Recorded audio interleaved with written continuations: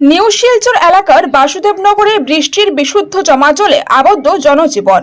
প্রতিবাদে রাস্তায় নামলেন জনগণ। সুদীর্ঘ বছর থেকে নিউ শিলচর এলাকা এক পশলা বৃষ্টির জমা জলের কারণে সপ্তাহব্যাপী বিশুদ্ধ জমা জলের মধ্যে আবদ্ধ হয় বাসুদেবনগর লেনে বসবাসকারী প্রায় 35-এর অধিক পরিবার।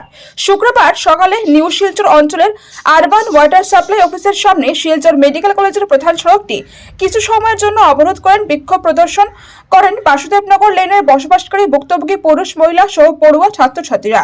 নিউ শিলচর অঞ্চলের বাসুদেবনগর লেনের ভুক্তভোগী জনগণেরা জানান, সুদীর্ঘ 4-5 বছর থেকে প্রত্যেক বছর বৃষ্টির মরশুমে ওনাদের গলির সঙ্গে থাকা মেডিকেল কলেজ রোডটিতে প্রায় 1 হাঁটু সমান বৃষ্টির জমা জল থাকে। সেই জমা জলের নিষ্কাশনের অভাবে নালা বন্ধ হয়ে সেই জমা বিশুদ্ধ জলগুলি এই বাসুদেবনগর লেনের দুই পাশে বসবাসকারীদের ঘরে এসে জমা হয়।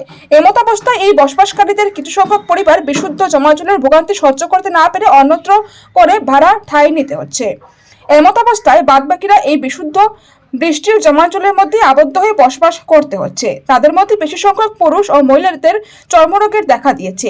ওনারা এই বিষয়টি নিয়ে জনপ্রতিনিধি সহ জেলা প্রশাসনকে কয়েকবার জানানো সত্ত্বেও কোনো ধরনের জমা নিষ্কাশনের বিষয়ে উপযুক্ত ব্যবস্থা না নেওয়ার কারণে ওনারা রাস্তায় সড়ক অবরোধ করে বিক্ষোভ প্রদর্শন করতে বাধ্য হয়েছেন।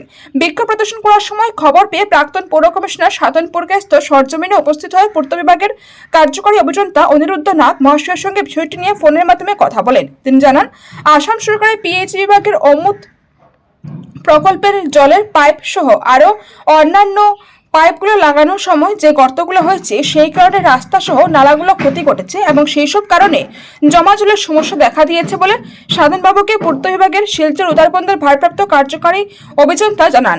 সাধনপুরকায়স্থ আরও জানান, নিউ শিলচর অঞ্চলের জমা জলের বিষয়টি সুদীর্ঘ বছরের। লঙ্গাই খাল, রাঙ্গির খাল ও বাছাই খালগুলোর সঠিকভাবে নিষ্কাশনের অভাবে আজ এক পশলা বৃষ্টিতে 1 হাঁটু বিশুদ্ধ জমা জলের মধ্যে বসবাস করতে হচ্ছে। অন্যদিকে জনপ্রতিনিধি সহ ভারপ্রাপ্ত বিভাগের কর্মকর্তারা একে অপরকে দোষারোপ করে নিজের দায়িত্ব থেকে সরিয়ে যাচ্ছেন, আবার বসবাসকারী জনসাধারণকে দুর্ভোগ পোহাতে হচ্ছে। তাই অচিরেই সবাই একত্রিত হয়ে এই জমা জলের সমস্যা নিরসনের দিকে এগিয়ে আসতে হবে। তা না হলে নিউ শিলচর এলাকার বসবাসকারী প্রায় 40,000 মানুষ একদিন রাস্তায় নেমে সব স্তব্ধ দেবে বলে হুঁশিয়ারি দেন।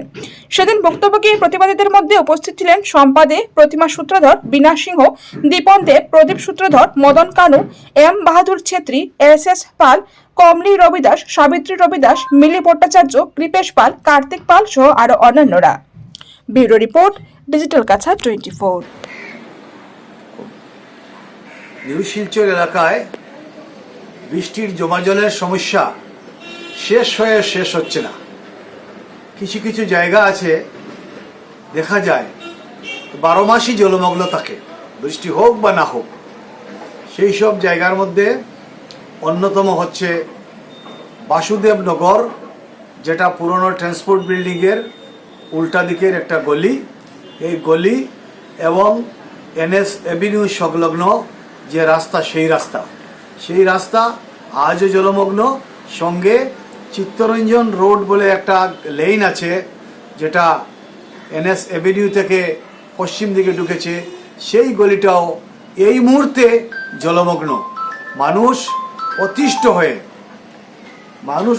হয়ে আজ বাসুদেবনগরের সামনে যে জায়গাটা পিডব্লিউডি রাস্তার যে জায়গাটা জলমগ্ন, সেই জায়গায় উপস্থিত হয়ে কিছুক্ষণের জন্য রাস্তা অবরোধ করে রাখেন।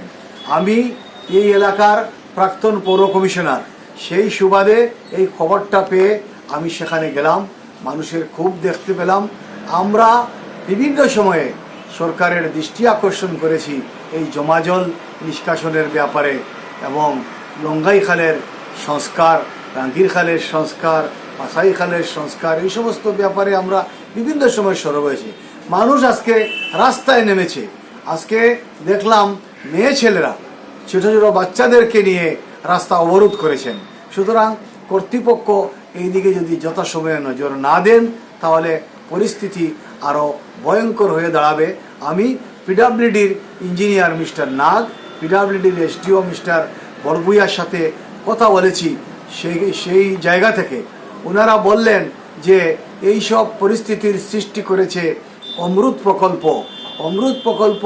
বিভিন্ন জায়গায় তাদের বড় বড় পাইপ বসিয়েছে, কিন্তু সেই প্রকল্পের মধ্যে তারা কাজ করবে এবং সাথে সাথে যদি রাস্তা ড্যামেজ হয় সেই রাস্তাটারও তারা সংস্কার করবে, ঠিক করে দেবে।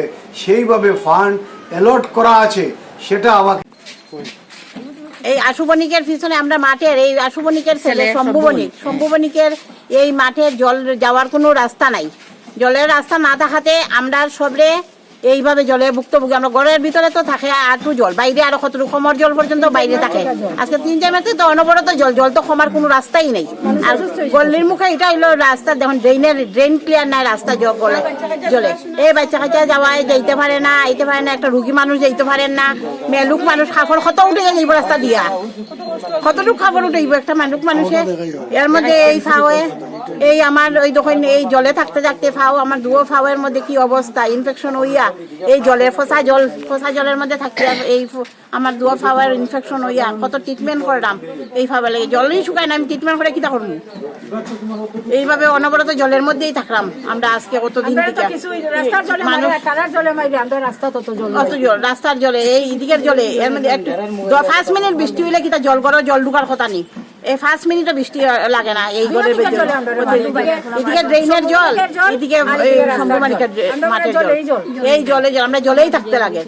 অনবরত জলের মধ্যে থাকলাম এইভাবে জল। এই আশুবণিকের মাঠের জলটা যে 3 বছর থেকে।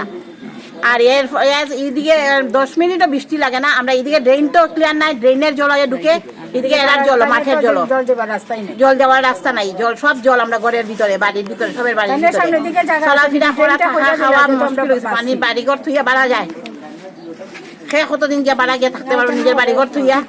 এইভাবে বাড়া থাকা তো সবের সম্ভব না। 10-15 ফ্যামিলি পুরা জলের নিচেই এরা। আজকে তো 10-15 ফ্যামিলি এই সাইডের পুরো বেশি জল, এরা জল বিশেষ করে তো আমার তো বেশি, আরো পিছন দিকের পুরা মাঠের জল তো পুরা আমার বাড়ির ভিতরে জল। এদিকে তো যাওয়ার তো কোনো রাস্তা নাই। এই